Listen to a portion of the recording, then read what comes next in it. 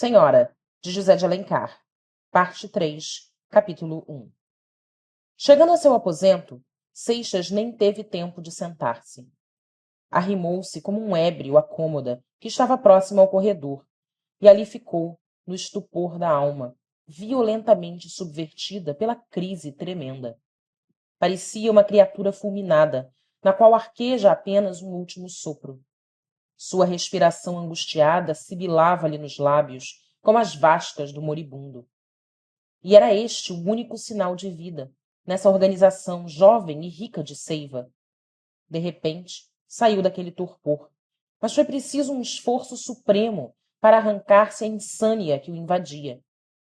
Em seu rosto desenhou-se o pavor que dele se havia apoderado, com a idéia de que a vida o abandonava, ou pelo menos de que a luz da alma ia apagar-se. Deus, não me tires a vida neste momento. Agora, mais do que nunca, preciso de minha razão. Seixas arrojou-se pelo aposento a passos precípites, esbarrando-se nos trastes, batendo de encontro às paredes, alucinado e, ao mesmo tempo, impelido pelo desejo de arrebatar-se à obsessão que o aniquilara. Correu pela casa um olhar ansiado, buscando algum objeto a que seu espírito se agarrasse, como o náufrago que trava do menor fragmento no meio das ondas em que se debate. O rico toucador, esclarecido por duas arandelas de cristal com velas cor-de-rosa, ostentava os primores do luxo. Então, nessa alma sucumbida, luziu uma centelha. Foi o instinto da elegância, por certo a corda mais vivaz dessa índole poética e fidalga. Seixas aproximou-se do toucador, levado por indefinível impulso, e entrou a contemplar minuciosamente os objetos colocados em cima da mesa de mármore: lavores de marfim, vasos e grupos de porcelana fosca, taças de cristal lapidado, jóias do mais apurado gosto. A proporção que se absorvia nesse exame ia como ressurgindo a sua existência anterior, a que vivera até o momento do cataclismo que o submergira. Sentia-se renascer para esse fino e delicado materialismo que tinha para seu espírito aristocrático tão poderosa sedução e tão meiga voluptuosidade. Todos esses mimos da arte pareciam-lhe estranhos e despertavam nele ignotas emoções. Tal era o abismo que o separava do recente passado. Era com uma sofreguidão pueril que os examinava, um por um, não sabendo em qual se fixar. Fazia cintilar os brilhantes aos raios de luz e aspirava a fragrância que se exalava dos frascos de perfumaria com um inefável prazer. Nessa fútil ocupação demorou-se tempo esquecido. Porventura sua memória, atraída pelas reminiscências que suscitavam objetos idênticos a esses, remontava o curso de sua existência e, descendo-o, depois o trazia àquela noite fatal em que se achava e à pungente realidade desse momento. Recuou, com um gesto de repulsão. Esses primores de arte que pouco antes lhe acariciavam a imaginação, agora inspiravam-lhe nojo. Apartou-se do toucador e chegou à janela. A noite estava plácida e serena. No céu recamado de estrelas, a brisa acariciava uns frocos de nuvens alvas como a penugem das garças. Uma onda trépida garrulava na bacia de mármore, coberta de nenúfares, que alçavam os grandes e níveos cálices aljofrados de orvalhos. O arvoredo, que recortava-se bizarramente no horizonte, luminoso como um relevo gótico, estremecia com o doce arrepio da aragem que esparzia os aromas das rosas e das magnólias. Seixas parou um instante a contemplar a doce placidez da natureza. Essa calma suave da noite penetrou-o. Relaxaram-se-lhe as fibras da alma. Apoiando a fronte à ombreira da janela, deixou cair as lágrimas que lhe assoberbavam o seio. Depois desse pranto que o desafogou, Seixas aproximou-se da elegante escrivaninha de Mirapininga e a abriu. Ainda chegou a puxar a pasta de chamalote escarlate. Na aba superior, dentro de um florão branco, aparecia bordado em debuxo de ouro seu monograma: F. R. S. entrelaçados. Esteve a olhar maquinalmente essas letras que se lhe afiguravam um enigma. Como na fábula antiga, a esfinge o estupidificava. Que significação tinha isso, depois do desenlace que momentos antes o havia arremessado à maior abjeção? Afinal, tomou a resolução que o levara à mesa. Estendeu sobre a pasta uma folha de papel e preparou-se para escrever uma carta. Mas a pena estacou ao penetrar no bocal do tinteiro. Seixas retirou-a com vivacidade e examinou inquieto os bicos. Vendo-os intactos, ergueu-se precipitadamente e percorreu o aposento. Ao cabo de algum tempo, voltou ao toucador, com um modo decidido. Mudara de resolução. Abriu as gavetas e guardou nelas cuidadosamente todos os objetos de preço que ali havia. Concluída a tarefa, trancou o móvel e o mesmo fez a todos os outros de que poucas horas antes o Lemos lhe fizera exibição. Apesar da recomendação do tutor de Aurélia, Seixas tinha, pela manhã, enviado uma secretária em cujas gavetas inferiores acomodara a melhor roupa de seu uso, branca e exterior. Procurou esse traste e, achando-o em um quarto próximo, onde o tinham colocado, verificou se com efeito ali estava a roupa, e teve, ao achá-la, grande satisfação. Tirou de si o rico chambre de seda, as chinelas de veludo, e vestiu-se com um trajo mais modesto dos que trouxera. Na secretária havia charutos. Acendeu um e sentou-se à janela. Sentiu-se com forças de encarar a situação a que fora arrastado e a crise em que se achava a sua existência. No meio das reflexões acerbas que lhe despertara a recordação da cena recente, das revoltas por muito tempo contidas de sua dignidade contra o orgulho da mulher que o humilhava, flutuava um sentimento que, afinal, desprendeu-se do turbilhão de seus pensamentos e o dominou. Esse sentimento era a intensa admiração que lhe inspirava a energia e veemência do amor de Aurélia. Havia nessa paixão que o acabava de insultar uma beleza fera que incutia-lhe entusiasmo cheio de espanto. Não compreendi esse amor. E como podia eu compreendê-lo? Se alguém me referisse o que se acaba de passar comigo, eu receberia semelhante conto com um sorriso de incredulidade. Que outrora, quando a família sequestrava a mulher da sociedade, a paixão subisse a esse auge e absorvesse uma existência inteira? Então, não havia tempo de amar-se mais de uma vez, e o amor deixava a alma exausta.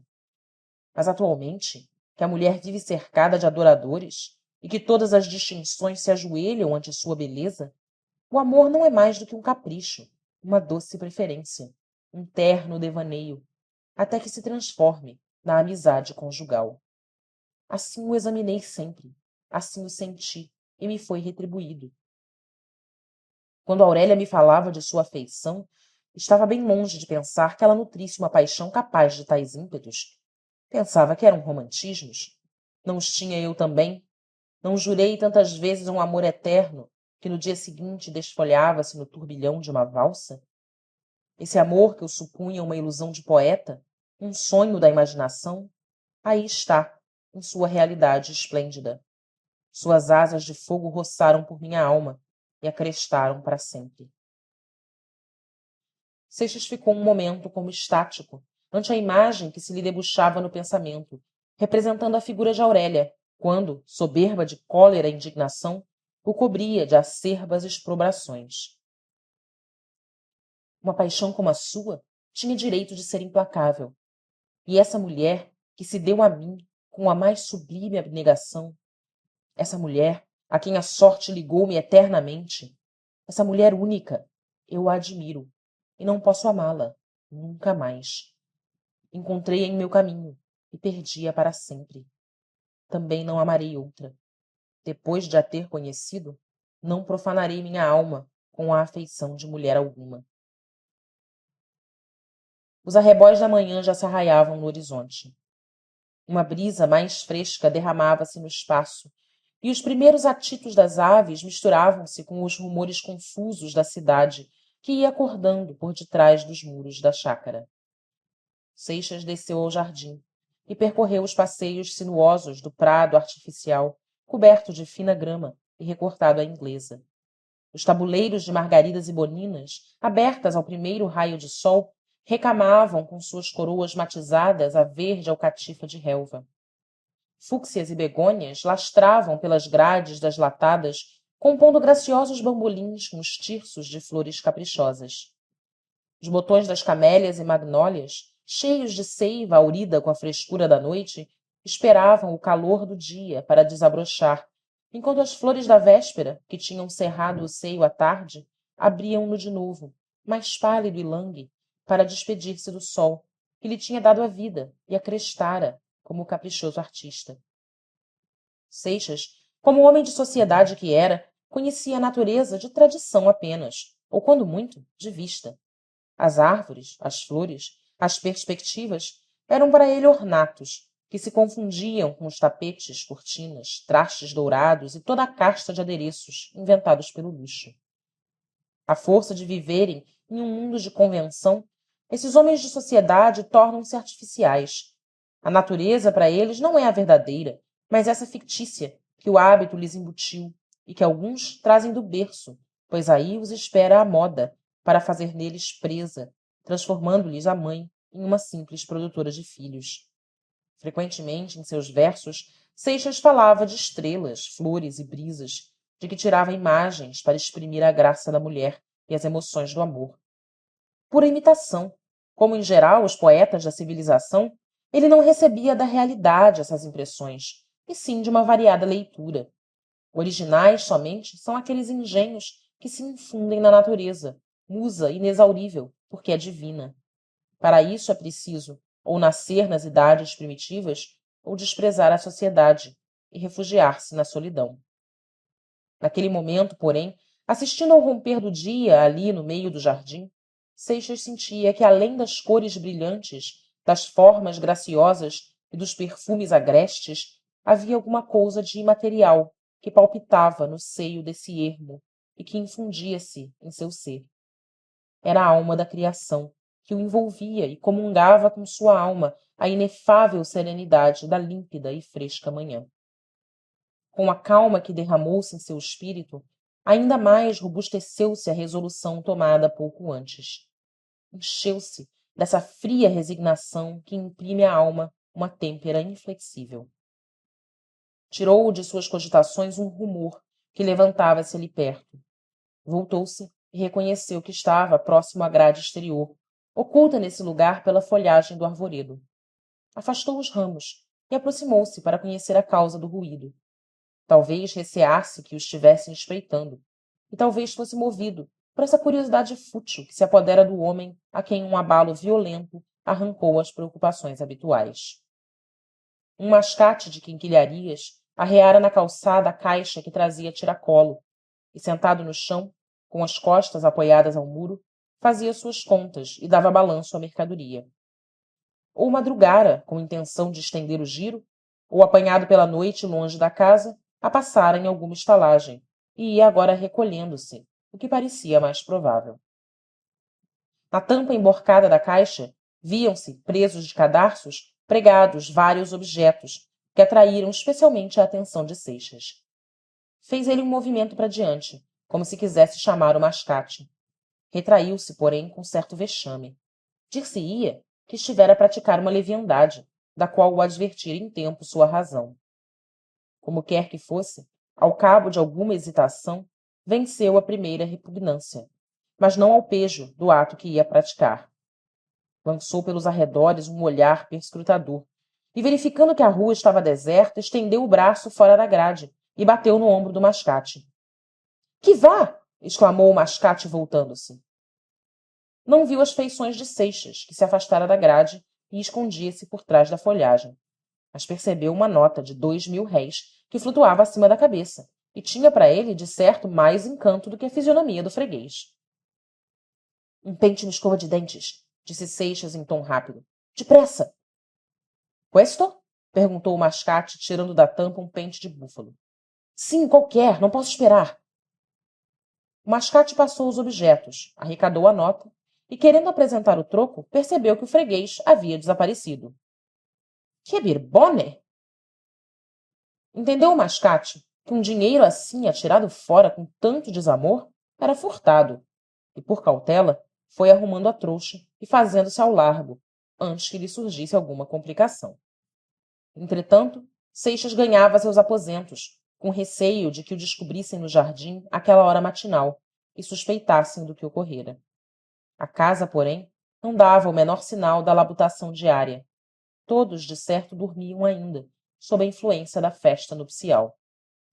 Fazendo esta observação, lembrou-se Fernando da posição em que deixara Aurélia na véspera, e de si mesmo inquiriu que teria ela feito nessa longa noite de agonia. Naturalmente, passara extasiando-se no júbilo da humilhação que lhe infligira, e afinal, saciada dessa vingança brutal, adormecera na febre de seu orgulho. Se, ao atravessar o jardim, ele examinasse disfarçadamente as janelas desse lado de casa, talvez satisfizesse em parte sua curiosidade. Uma das alvas e diáfanas cortinas de caça estendidas por detrás da vidraça tinha-se esfumado de uma sombra interior que desenhava o contorno delicado de um busto. Já era sol alto quando Seixas ouviu mexer na maçaneta da porta, que de seus aposentos comunicava para o interior da casa. Era sem dúvida o criado, que vinha preparar-lhe o toucador para o asseio da manhã. Achando a porta fechada, e pensando que era escusado bater aquela hora, retirou-se.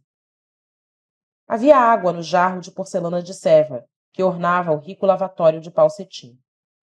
Seixas esteve em dúvida algum tempo, mas, pensando que a louça não perdia o seu verniz de novidade por ser molhada uma vez, resolveu-se a lavar o rosto no serviço luxuoso. Usou, porém, no resto de seu adereço, do pente e escova que havia comprado. Terminando, enxugou com uma toalha de seu próprio enxoval a bacia e o lavatório, trancou em sua secretária os objetos que o podiam denunciar e, abrindo a porta de comunicação, sentou-se, já vestido e pronto com seu costumado apuro, na otomana, à espera. Nem ele sabia de quê. Depois da decepção que o precipitara do cúmulo da felicidade, aquela incrível situação, podia ele conhecer que peripécias ainda lhe reservava o drama em que se agitava a sua existência? Com pouco, apareceu o criado. O senhor já está pronto? Eu vim preparar o toucador, mas achei a porta fechada. Nada faltou, respondeu Seixas. O senhor ordena que ele traga os jornais a seu gabinete para os ler logo ao acordar? Ou quer que fiquem na saleta? Onde ficavam até agora? Na saleta. É melhor assim. É como o senhor mandar. Foi a ordem que recebi. O criado lançava um olhar pelo aposento, muito admirado da ordem em que encontrava todos os objetos, inclusive os adereços do lavatório. O cocheiro pergunta se o senhor quer sair antes do almoço, de carro ou a cavalo. Não, obrigado. A Diana já está selada, mas em um momento pode-se mudar a sela para o Nelson, ou aprontar-se a Vitória. É escusado. A que horas o senhor deseja almoçar? A hora do costume. Não há necessidade de alterar. Então, às 10. O criado retirou-se para voltar uma hora depois. O almoço está na mesa. Quem mandou chamar? A senhora. Seixas fez um aceno de cabeça e deixou-se conduzir pelo criado. Fim do capítulo 1.